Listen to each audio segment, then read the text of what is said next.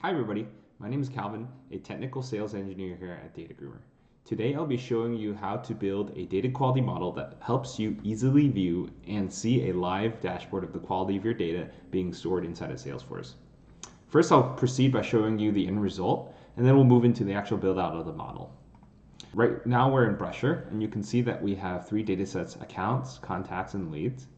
Inside of accounts, you'll notice that there are three rings. The first one reports on completeness. The second one reports on the country format consistency. And the third one, which I haven't set up yet, is based on validity. If we click on the account Brusher data set, you can see that we have three columns. Again, we have completeness in blue, country format consistency in purple. And then you can notice that there are fields that are missing inside of the account name. Show that, yes, indeed, some of the address fields are incomplete and unfilled out. And so let's see how we actually went and built this out. Going into Supervisor and Data Quality Models, clicking, and then we're going to click on Account, and then we're going to open up the completeness model. And you can see that inside of the completeness model, we already have a scenario that I've dropped into the builder already. For this scenario, it is scanning through all the fields inside of a particular record type. And for each of those fields, if the field value is not equal to empty, we're going to modify the score by adding in 100 points.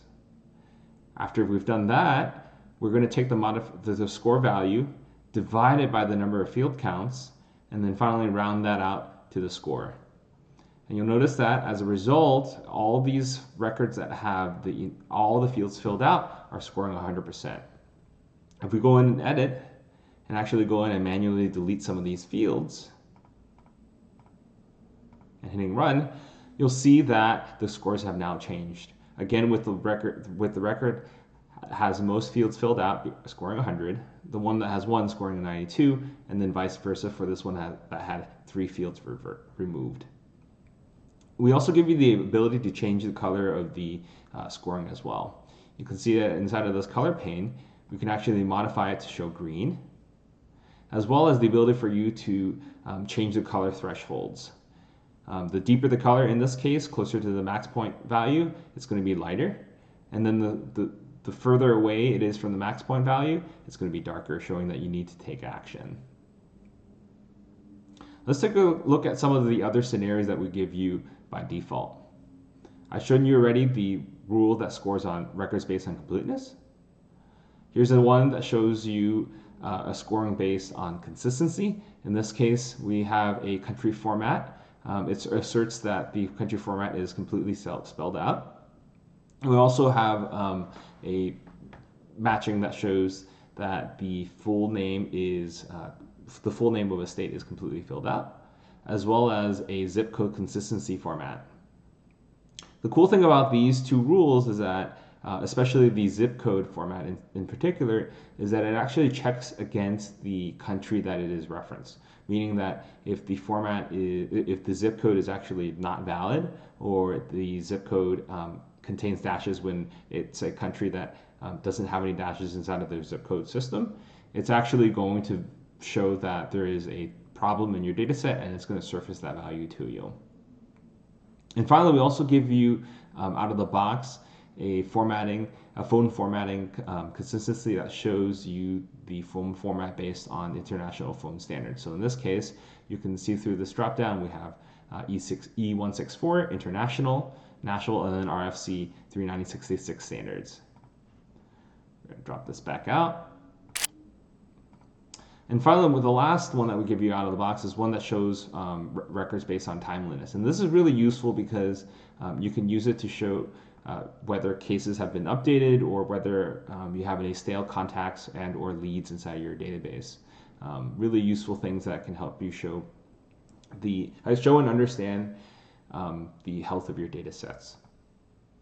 And then for additional customization, we give you options to modify the score, allowing you to change the operator that actually influences the score values.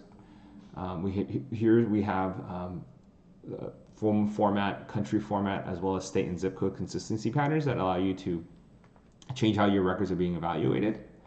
We have additional logic, ones for if and do, equals, and or, empties, as well as additional ones that check on certain values, things like text values, Boolean values, empty values, or even number values. We also allow you to check on field names or field values, as well as the ability for you to count the number of fields, as you can see inside of this sample scenario that we've created. Here's a math function. Math functions allow you to do operations on each of the values, as well as rounding on certain scores. And here we have the one that we used inside of the timeliness scenario. Pressing save and going back into Brusher, you can see that our changes to the data quality model has now influenced the Brusher view, and now indeed that donut has now turned into green. And that's it for the data quality models. If you have any additional questions, please don't hesitate to reach out to us at help.datagroomer.com. Thank you very much.